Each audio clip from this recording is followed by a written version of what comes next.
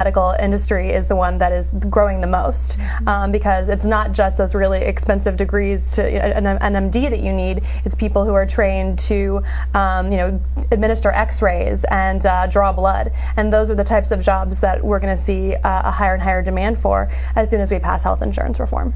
Right. And as the boomer population ages and needs more care and services. But you might also see, and correct me if I'm wrong here, might you also see people who otherwise would not be retire because now they don't need the job to hold on to health insurance, and perhaps it become more of an employee-friendly market rather than an employer-friendly market. Is that correct? I think that's definitely the case. Yeah. I think we're at an exciting time where we're sort of finishing an era, and there's green jobs looming ahead of us. We're not really sure how to grasp those or get into those or get training, and the medical area and possibly the legislation. So we're kind of in a lull from one period of time to another, and it's really exciting. I think that's right, and I think viewing it as a time for opportunity is really important. I mean, yes, we've lost approximately 8 million jobs since the economy started its downward spiral. The Obama administration, with stimulus funds and with the Recovery Act, has saved or created about 2.5 million jobs, and we're expected to add another million by the end of this year. But what we're really doing is, even though it's painful, we're readjusting our approach to our economy and to our country, because we are seeing this opportunity to create the jobs that are going to provide a new foundation for America being a leader in energy and in education and in healthcare when we, as soon as we need to. Yes, Tom. I was going to say, I think, personally, I can't be the only one that's in the situation that I'm in right now. No, you're not. And I'd really like to reach out to those people, and, somehow we got to get together and find a way to get training into, at our age, to get training, to get a position. That's so important. And we're going to have to get a group together somehow, some way to get this to work. Right, and it's because the training issue is huge. There's a gap of how you get from one place to the next, right? Correct. Right. Well, the other, and there's also a jobs bill going through the Senate, correct? Mm-hmm. Yeah, the jobs bill passed the Senate this week.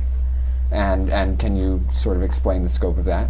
Well, it allows for about $150 billion for job creation.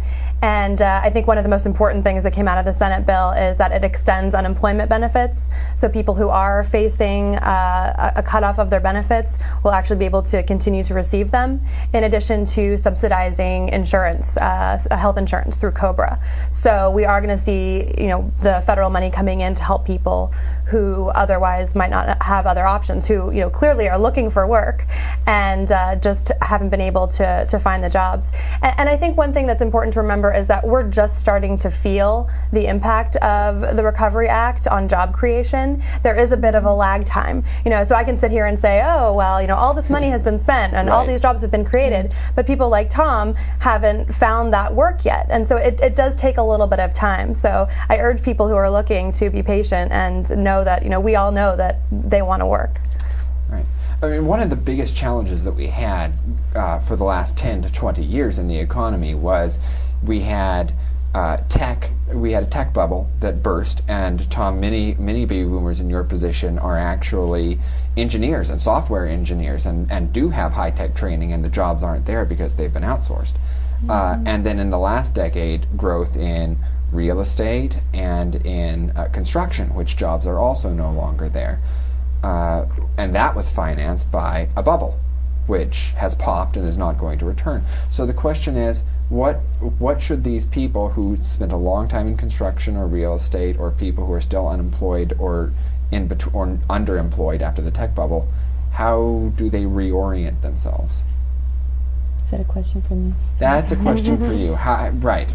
There is no one clear answer. I think it's what I said before. You have to take a look at what is available now outside of the box that you ordinarily would see or do. If it may not be real estate if you were in real estate anymore, or construction.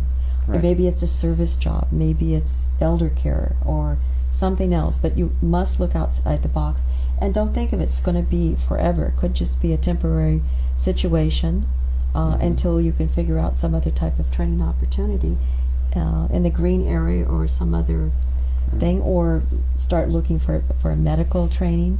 But you have to have an open mind and look what's there, and don't have a preset idea of what you're going to do. You're going to have to move with the times and be open to new things. And understand that the old standard of living may not come back if you are making six figures in real estate during the boom.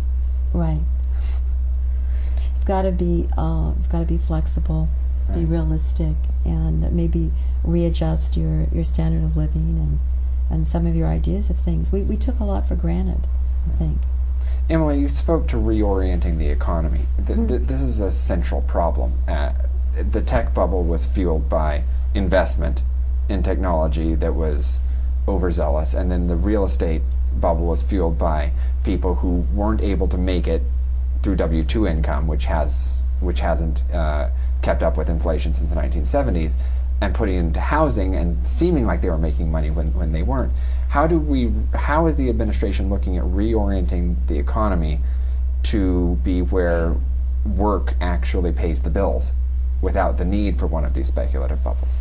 Well, I think that we've touched on the areas of growth, which really are the medical industry and health fields, also green jobs, and I think President Obama just announced today that he wants to focus on sort of revamping No Child Left Behind. So I think that education and moving America back up into a top tier in terms of being a world leader in education is going to be a really growing industry for new jobs. So I think that we can see a lot of the administration's priorities through the stimulus spending. $500 billion is a lot of money, and a lot of that has already been committed to specific projects that have to do with these areas. Also, transportation is another place where we're going to see a lot of growth, and a lot of money has been already committed to a high-speed rail system here in California, and we're also improving our roadways and buying new vehicles that are more fuel efficient.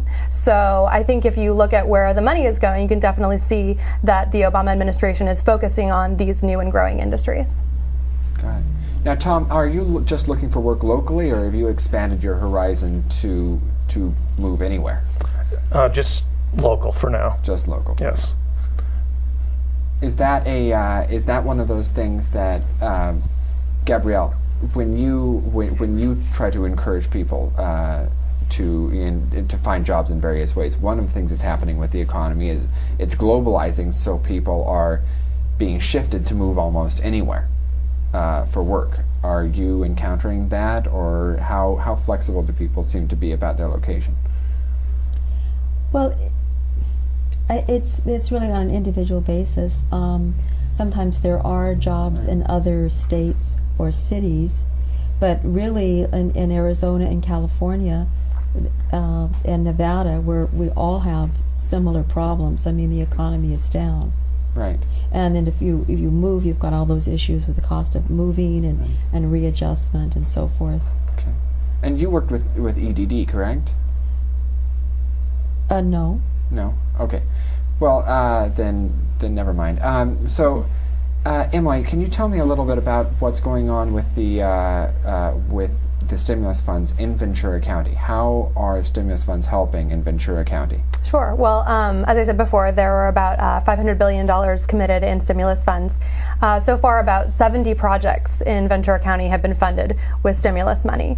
And that, I think, totals about $415 million that have come into the county. This is for projects like strengthening port security, improving our roadways, and doing some research into oceanic thermal energy conversion, which I think is one of the most exciting things, although I don't know exactly what that entails. But definitely showing that dollars are going into some of these new industries.